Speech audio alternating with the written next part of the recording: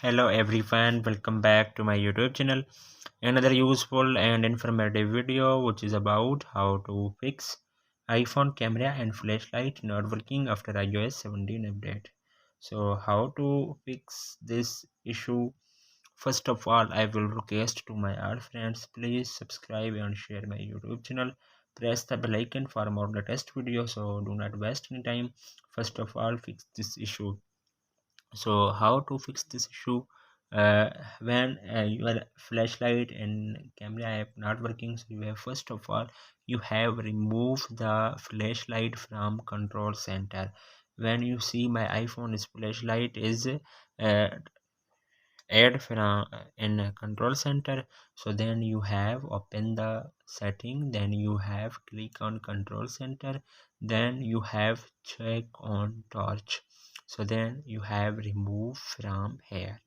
Then second solution, you have check your flashlight setting and camera, so then you have open the setting and then you have check the camera app, so then you have flashlight is turn on or off or rotate, so then you have a turn on your iPhone, then you have capture a picture, so then flashlight is working on your iPhone. If they are not working, then third solution, you have restart the camera app. When you have used the camera app, then you have double home tab button, press that, so you have removed from here, then you have restart the camera app, then your problem will be fixed. If there are third solution is not working, their fourth solution, you have restart your iPhone, then you have press the volume up button, volume down button, press the power button. When you see appears Apple logo on your screen, then 10 to 20 seconds wait and then your problem will be fixed.